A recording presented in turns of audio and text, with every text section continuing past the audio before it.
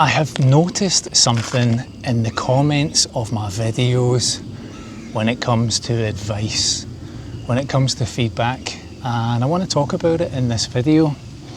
It's 4 words that are generally missing from so much of the topics.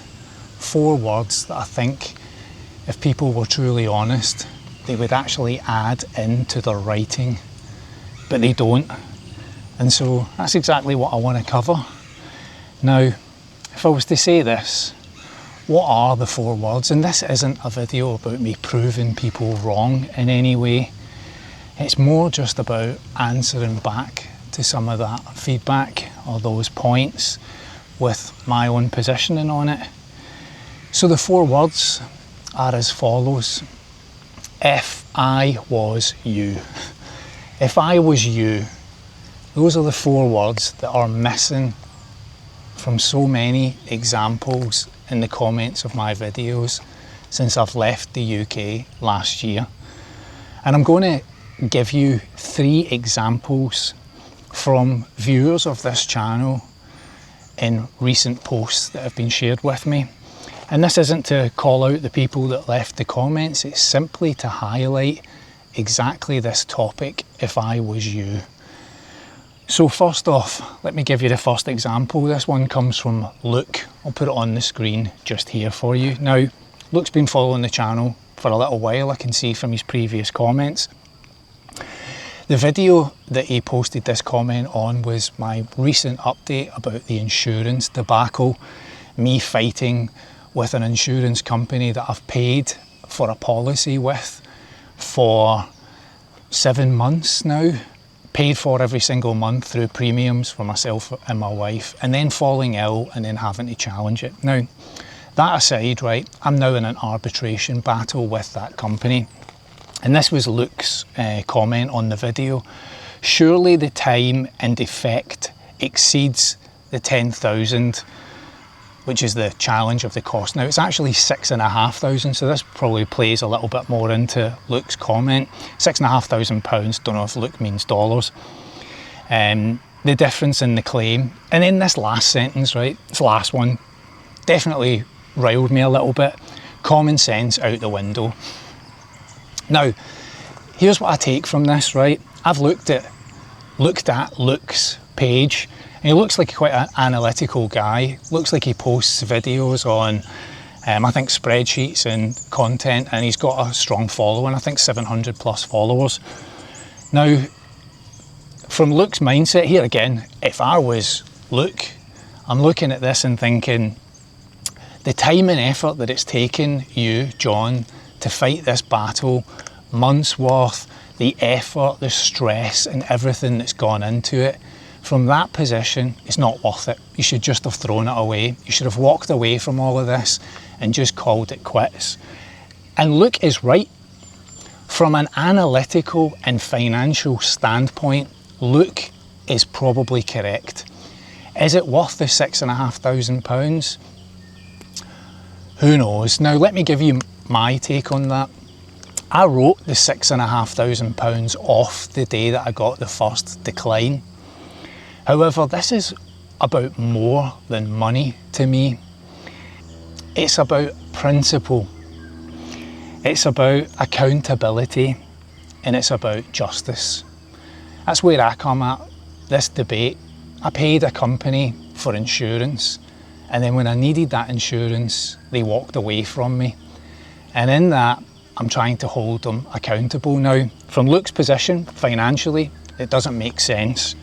Should just walk away. And the line, common sense out the window, and that kind of sounds to me like I don't have common sense, that I've thrown that out the window to walk out to battle with this company. And that's where, if Luke was being honest here, right, if Luke was being, if he had the point to make here, the 4 words, if I was you, I would walk away from this. If I was you, I'd throw in the towel. If I was you, I'd write the money off. But it doesn't say those 4 words. Instead, it jumps to, surely the time and effort or effect exceeds the 10k, common sense out the window. So Again, this is where it comes down to, I choose to put this content online. I choose to tell you these stories, as Luke chooses to have a channel, and Luke has chose to come to my channel and tell me that I've thrown common sense out the window, but really miss out the 4 words that really count here. So Luke's not wrong, and I don't believe I'm wrong, but perhaps we just have different principles and different standards and a different willingness to hold businesses to account. I would have one question for Luke. Does he have car insurance? Does he drive? Because if he has car insurance and he crashed his car and the company walked away from him, what would he do?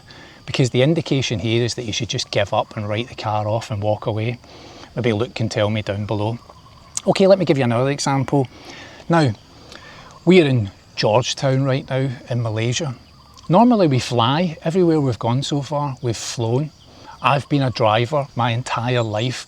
I have driven thousands of miles every year for a sales job, and now that I'm out of that job, I choose not to have a car.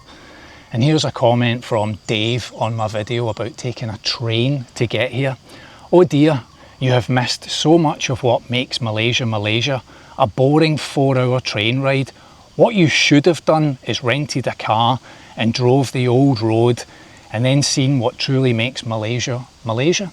Now, I replied to Dave and I said the last thing I would find interesting is to hire a car and drive again.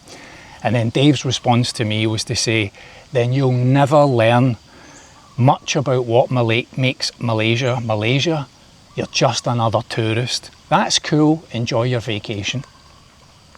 Now to Dave, is Dave wrong about driving here? I've no idea. I didn't hire the car, but maybe in Dave's mind, hiring a car is exactly what you should do because that's Dave's enjoyable experience. I grew up as a kid with my dad who loved steam trains, and I would often go and see steam trains exhibitions and we'd go see trains. I loved all of that. So actually coming here and getting on the train was a really pleasant experience. But what Dave's missing from his comment here is the 4 magic words. If I was you, I would have got a car and I would have driven it. So there's a lot of projection in that. There's a lot of, if I was you, this is what you should do. All right, now let me give you the last example in all of this. I made a video talking about what I felt like was close to a collapse at the end of that 31-year career. It was a podcast, it was a live stream, my second wind podcast.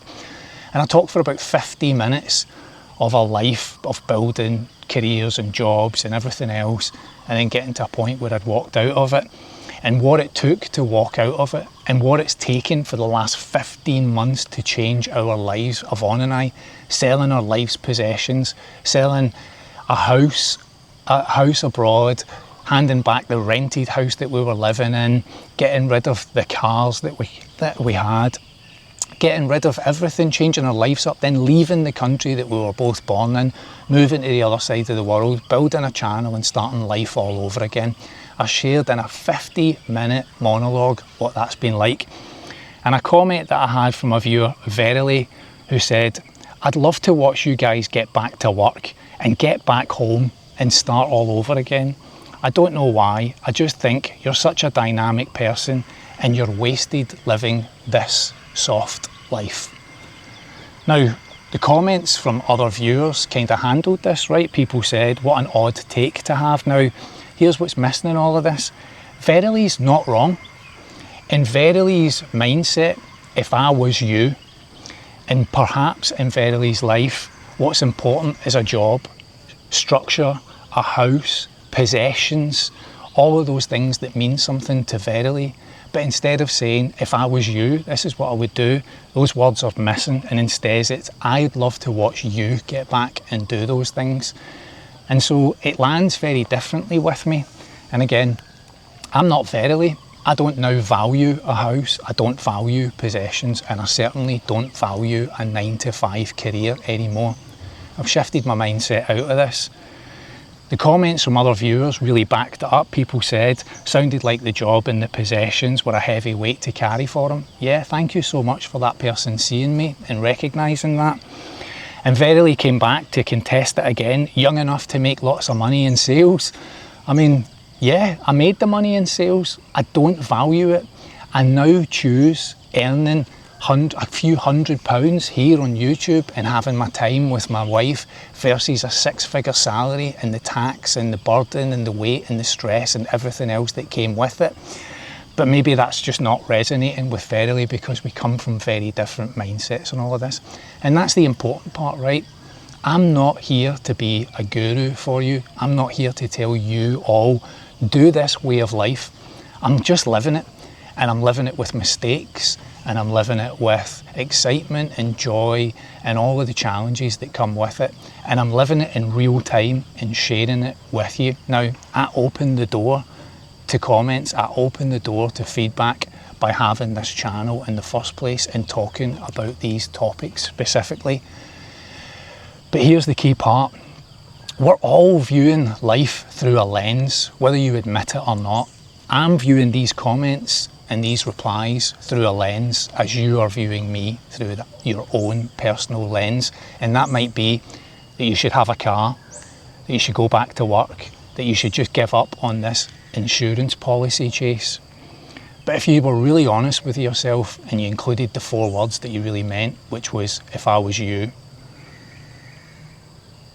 maybe you think about this a little bit differently. That's it. Walked up this hill to tell you that little tale today. Thanks so much for watching. See you in the next one.